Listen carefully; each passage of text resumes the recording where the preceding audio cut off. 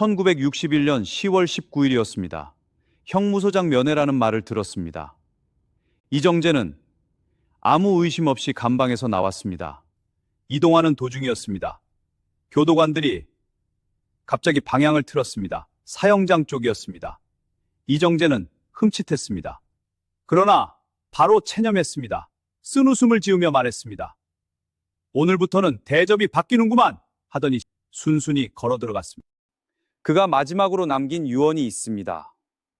대한민국 최악의 정치 깡패가 형장에서 남긴 단 하나의 말이었습니다. 나도 잘못은 있기에 억울하다는 말은 안 한다. 죄다 나에게만 책임을 넘기고 억울하단 이들이 있다. 그들에게 적어도 자기 잘못은 인정하라고 말하고 싶다. 그 유언이 누구를 향한 것인지 아무도 몰랐습니다. 그날 서울 거리에서 이정재의 행진을 지켜보던 한 남자가 있었습니다. 2년 동안 권총을 품고 다니며 이정재를 죽이려 했던 사람이었습니다. 오랏줄에 묶인 이정재를 보는 순간 그 권총을 슬그머니 내려놓았습니다. 왜 그랬을까요? 그 답이 이정재라는 인물의 전부입니다. 이정재를 죽이려던 사람이 누굽니까? 시라손이었습니다. 이정재를 구해준 은인이었습니다. 그 은인을 이정재가 나중에 직접 제거했습니다. 그래서 시라손이가 2년 동안 권총을 품고 다닌 겁니다. 이정재는 1917년 경기도 이천에서 태어났습니다. 씨름 선수였습니다. 전국대회에서 황소 10마리를 탈 만큼 힘이 장사였습니다. 당시 주목패들이 대개 무학이었던 것과 달랐습니다. 고등학교를 졸업했습니다. 머리도 좋았다고 주변 사람들이 입을 모았습니다.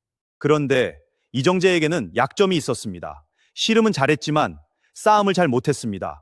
그 바닥에서 주먹이 약하다는 것은 치명적이었습니다. 1950년 6.25 전쟁이 터졌습니다. 부산으로 그의 가족들은 피난을 갔습니다. 그곳에서 이정재의 운명이 완전히 바뀝니다.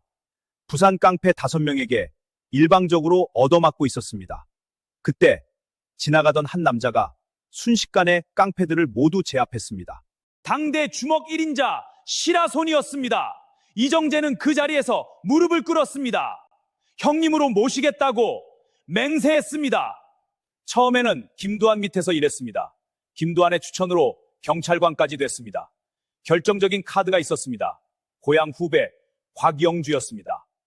싸움도 못하는데 어떻게 두목이 됩니까? 주먹이 아니라 머리였습니다. 곽영주를 통해 이승만의 양아들이 됐습니다. 그때부터 위세가 하늘을 찔렀습니다. 공무원 인사에도 관여했습니다.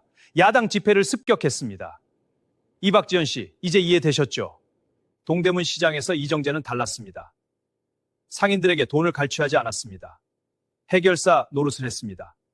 상인들이 감사해 했습니다. 그런데 뒤로는 완전히 달랐습니다. 전기세 300환을 2,500환으로 거뒀습니다. 이것이 합법적 조폭의 원형이었습니다. 체포 당시 규모를 보면 압도됩니다. 종로 사가에서 육가까지 7만 평이었습니다. 점포 2,900여 개, 상인 1만 2천 명이었습니다. 동대문 광장 입구에 1억 환짜리 3층 건물을 직접 지었습니다. 옥상에는 도장을 설치해서 부하들을 직접 육성했습니다. 그런데 시라손이가 문제였습니다. 자신을 구해준 은인이었습니다. 그런데 동대문 점포를 양도해달라고 요구했습니다. 50만 환을 달라고 했습니다. 이정재의 자존심이 폭발했습니다. 은인이고 형님이고 없었습니다. 계획을 세웠습니다. 시라손이를 좁은 사무실로 유인했습니다. 도끼, 낫, 갈고리, 몽둥이로 무장한 부하들이 기다리고 있었습니다. 시라손이 아들이 말했습니다. 가마니에 싸서 청계천에 버렸다. 온몸이 도끼에 찍혀 뼈마디가 부러졌다. 사람의 모습이 아니었다. 시라손이가 이정재를 살리려 했다는 게 사실입니다. 사실입니다. 린치 사건을 부인하며 거짓 증언까지 했습니다. 시라손이는 사람을 죽이지 않는 남자였습니다. 오랏줄에 묶인 이정재를 보는 순간 그걸로 충분하다고 생각한 겁니다. 명동파가 전쟁을 선포했습니다. 서울 주먹 세계가 두 쪽으로 갈라졌습니다. 이정재에게는 꿈이 있었습니다. 의원님 소리를 듣고 싶었습니다. 깡패가 아니라 국회의원 이정재가 되고 싶었습니다. 고향 이천에 공을 들였습니다. 고향 이천에 13대를 살아온 토박이었습니다. 대소사에 빠지지 않았습니다. 금일봉을 전달했습니다. 민심을 샀습니다. 이정재 명찰을 단 강아지를 출마시켜도 당선될 만큼 털을 닦아놨습니다. 1958년 드디어 출사표를 던졌습니다. 그때 복병이 등장했습니다. 이기붕이었습니다. 건달이 무슨 정치야? 동대문 시장이나 신경 쓰지. 그 말 한마디였습니다. 이기붕이 이천 선거구를 가로챘습니다. 서울에서 당선이 불가능하자 이정재가 13년 동안 닦아놓은 민심을 그대로 가져간 겁니다. 이정재는 그 자리에서 무너졌습니다. 자신이 뒷배가 돼준 이기붕에게 뒤통수를 맞은 겁니다. 그것이 권력이 깡패를 다루는 방식이었습니다. 4.19 혁명이 터졌습니다. 이정재가 체포됐습니다. 그런데 풀려났습니다. 5.16 군사정변이 일어났습니다. 이번에는 분위기가 완전히 달랐습니다. 공수특전단 대원들에게 감시를 받으며 서울 시내를 행진했습니다. 나는 깡패입니다. 국민의 심판을 받겠습니다. 재판이 시작됐습니다. 유지광은 자신이 모든 죄를 뒤집어 쓰려 했습니다. 이화룡도 이정재를 구하려 힘썼습니다. 그런데 이마수가 모든 것을 불어버렸습니다. 화랑동지의 일을 낱낱이 털었습니다. 단성사 저격사건 살인교사 혐의가 발목을 잡았습니다. 사형이었습니다. 사형이 확정됐습니다. 이정재는 아들 이정수를 불렀습니다. 그것이 마지막 면회였습니다. 이기붕에게 배신당하고 아무것도 못했습니까? 못했습니다. 이기붕 뒤에는 이승만이 있었습니다. 이정재 뒷배가 바로 이승만이었는데 그 이승만이 이기붕을 선택한 겁니다. 이정재는 더 이상 쓸모가 없었습니다. 권력은 항상 그렇습니다. 필요할 때 쓰고 필요 없으면 버립니다. 이정재는 그것을 그 순간에 알았습니다. 너무 늦었습니다.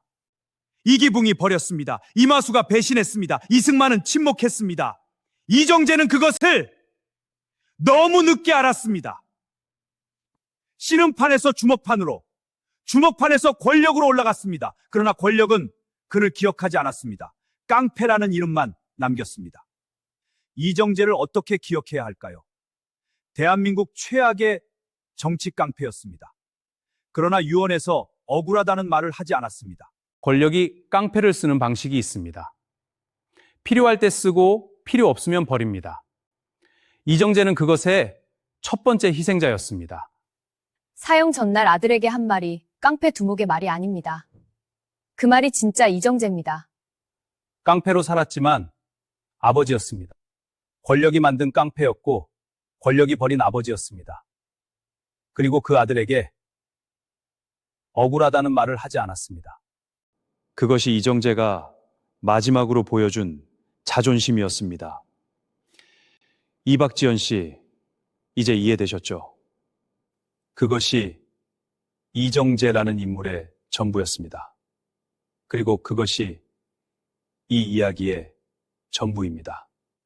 다음 편에서는 이정재의 뒷배 곽영주를 들여다보겠습니다. 감사합니다.